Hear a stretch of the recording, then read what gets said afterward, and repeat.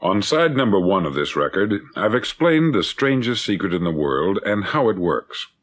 Now, on this side, I want to explain how you can prove to yourself the enormous returns possible in your own life by putting this secret to a practical test. I want you to make a test that will last 30 days. Now, it isn't going to be easy. If you'll give it a good try, it will completely change your life for the better. Back in the 17th century, Sir Isaac Newton, the English mathematician and natural philosopher, gave us some natural laws of physics which apply as much to human beings as they do to the movement of bodies in the universe. Now, one of these laws is that for every action, there is an equal and opposite reaction. Simply stated, as it applies to you and me, it means we can achieve nothing without paying the price. The results of your 30-day experiment will be in direct proportion to the effort you put forth. To be a doctor, you must pay the price of long years of difficult study. To be successful in selling, and remember that each of us succeeds to the extent of his ability to sell, selling our families on our ideas, selling education in schools, selling our children on the advantages of living the good and honest life, selling our associates and employees on the importance of being exceptional people, to, of course, the profession of selling itself. But to be successful in selling our way to the good life, we must be willing to pay the price. Now, what is that price? Well, it's many things. First, it's understanding emotionally, as well as intellectually, that we literally become what we think about, that we must control our thoughts if we're to control our lives. It's understanding fully that, as ye sow, so shall ye reap. Secondly, it's cutting away all the fetters from the mind and permitting it to soar as it was divinely designed to do. It's the realization that your limitations are self-imposed, and that the opportunities for you today are enormous beyond belief. It's rising above narrow-minded pettiness and prejudice. Thirdly, to use all your courage to force yourself to think positively on your own problem, to set a definite and clearly defined goal for yourself, to let your marvelous mind think about your goal from all possible angles, to let your imagination speculate freely upon many different possible solutions, to refuse to believe there are any circumstances sufficiently strong to defeat you in the accomplishment of your purpose, to act promptly and decisively when your course is clear, and to keep constantly aware of the fact that you are, at this moment, standing in the middle of your own acre of diamonds, as Russell Conwell used to point out. Fourth, save at least 10% of what you earn. It's also remembering that no matter what your present job, it has enormous possibilities if you're willing to pay the price. Now let's just go over the important points in the price each of us must pay to achieve the wonderful life that can be ours. It is, of course, worth any price. 1. You will become what you think about. 2. Remember the word imagination. Let your mind soar. 3. Courage. Concentrate on your goal every day. 4. Save 10% of what you earn. And action. Ideas are worthless unless we act on them. Now I'll try to outline the 30-day test I want you to make. Now keep in mind that you have nothing to lose by making this test, and everything you could possibly want to gain. There are 2 things that may be said of everyone. Each of us wants something, and each of us is afraid of something. I want you to write on a card what it is you want more than anything else. It may be more money. Perhaps you'd like to double your income or make a specific amount of money. It may be a beautiful home. It may be success at your job. It may be a particular position in life. It could be a more harmonious family. Each of us wants something. Write down on your card specifically what it is that you want. Make sure it's a single goal and clearly defined. You needn't show it to anyone, but carry it with you so that you can look at it several times a day. Think about it in a cheerful, relaxed, positive way each morning when you get up, and immediately you have something to work for, something to get out of bed for, something to live for. Look at it every chance you get during the day and just before going to bed at night. As you look at it, remember that you must become what you think about, and since you're thinking about your goal, you realize that soon it will be yours. In fact, it's yours really the moment you write it down and begin to think about it. Look at the abundance all around you as you go about your daily business. You have as much right to this abundance as any other living creature. It's yours for the asking. Now we come to the difficult part. Difficult because it means the formation of what is probably a brand new habit, and new habits are not easily formed. Once formed, however, it'll follow you for the rest of your life. Stop thinking about what it is you fear. Each time a fearful or negative thought comes into your consciousness, replace it with a mental picture of your positive and worthwhile goal. There will come times when you will feel like giving up. It's easier for a human being to think negatively than positively. That's why only 5% is successful. You must begin now to place yourself in that group. For 30 days, you must take control of your mind. It will think only about what you permit it to think. Each day for this 30-day test, do more than you have to do. In addition to maintaining a cheerful, positive outlook, give of yourself more than you've ever done before. Do this knowing that your returns in life must be in direct proportion to what you give. The moment you decide on a goal to work toward, you're immediately a successful person. You're then in that rare and successful category of people who know where they're going. Out of every 100 people, you belong to the top 5. Don't concern yourself too much with how you're going to achieve your goal. Leave that completely to a power greater than yourself. All you have to do is know where you're going. The answers will come to you of their own accord.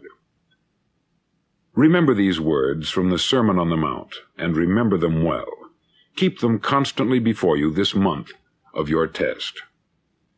Ask, and it shall be given you. Seek, and ye shall find. Knock, and it shall be opened unto you.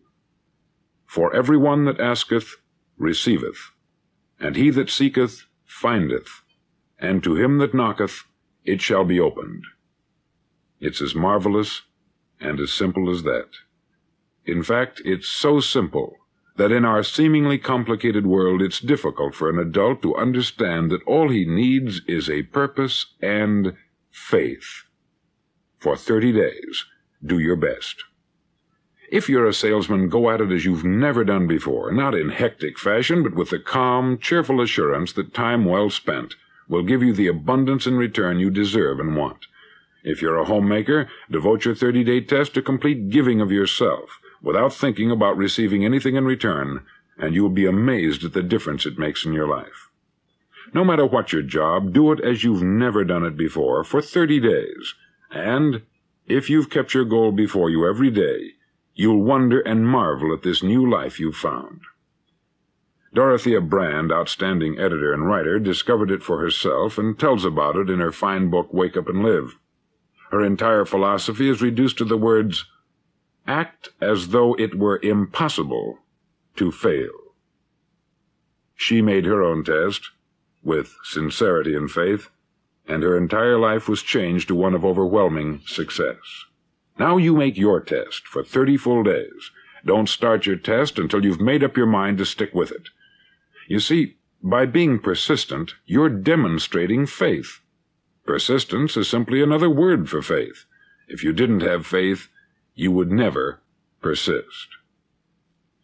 If you should fail during your first 30 days, by that I mean suddenly find yourself overwhelmed by negative thoughts, you've got to start over again from that point and go 30 more days. Gradually your new habit will form, until you find yourself one of that wonderful minority to whom virtually nothing is impossible. Don't forget the card. It's vitally important as you begin this new way of living. On one side of the card, write your goal, whatever it may be. On the other side, write the words we've quoted from the Sermon on the Mount. Ask, and it shall be given you. Seek, and ye shall find. Knock, and it shall be opened unto you. In your spare time during your test period, read books that will help you. Inspirational books like the Bible, Dorothea Brand's Wake Up and Live, The Magic of Believing by Claude Bristol, Think and Grow Rich by Napoleon Hill, and other books that instruct and inspire. Nothing great was ever accomplished without inspiration. See that during these crucial first 30 days, your own inspiration is kept at a peak. Above all, don't worry. Worry brings fear, and fear is crippling. The only thing that can cause you to worry during your test is trying to do it all yourself. Know that all you have to do is hold your goal before you. Everything else will take care of itself. Remember also to keep calm and cheerful. Calm and cheerful. Don't let petty things annoy you and get you off course. Now, since making this test is difficult, some may say, well, why should I bother? Well, look at the alternative. No one wants to be a failure. No one really wants to be a mediocre individual. No one wants a life constantly filled with worry, fear, and frustration. Therefore, remember that you must reap that which you sow. If you sow negative thoughts, your life will be filled with negative things. If you sow positive thoughts, your life will be cheerful, successful, and positive. Now, gradually, you will have a tendency to forget what you've heard on this record. Play it often. Keep reminding yourself of what you must do to form this new habit. Gather your whole family about and listen to what's been said here at regular intervals. You know, most men will tell you that they want to make money without understanding the law. The only people who make money work in the mint. The rest of us must earn money. This is what causes those who keep looking for something for nothing or a free ride to fail in life. The only way to earn money is by providing people with services or products which are needed and useful. We exchange our product or service for the other man's money. Therefore, the law is that our financial return will be in direct proportion to our service. Success is not the result of making money. Making money is the result of success, and success is in direct proportion to our service. Most people have this law backwards. They believe that you're successful if you earn a lot of money. The truth is that you can only earn money after you're successful. It's like the story of the man who sat in front of the stove and said to it, "Give me heat, and then I'll add the wood." How many men and women do you know, or do you suppose there are today, who take the same attitude toward life? There are millions. We've got to put the fuel in before we can expect heat. Likewise, we've got to be of service first before we can expect money. Don't concern yourself with the money. Be of service.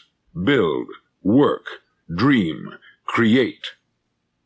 Do this, and you'll find there's no limit to the prosperity and abundance that will come to you.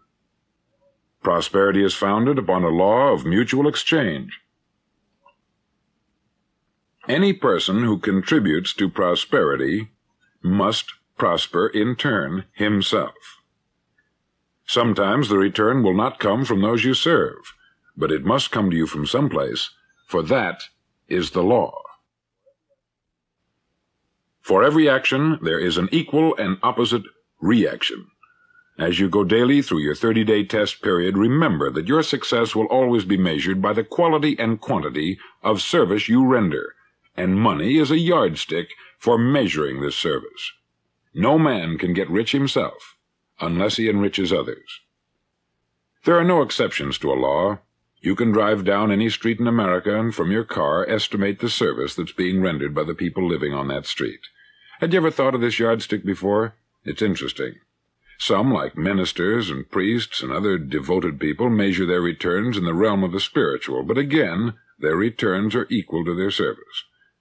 Once this law is fully understood, any thinking person can tell his own fortune. If he wants more, he must be of more service to those from whom he receives his return. If he wants less, he has only to reduce this service.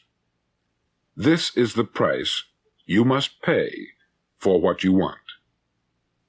If you believe you can enrich yourself by deluding others, you can only end by deluding yourself. It may take some time, but just as surely as you breathe, you'll get back what you put out. Don't ever make the mistake of thinking you can avert this. It's impossible.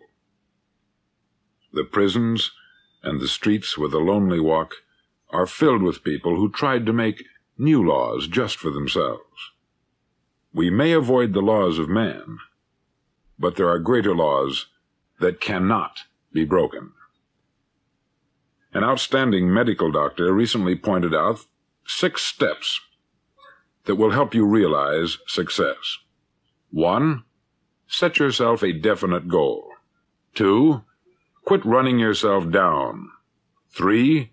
Stop thinking of all the reasons why you cannot be successful, and instead think of all the reasons why you can.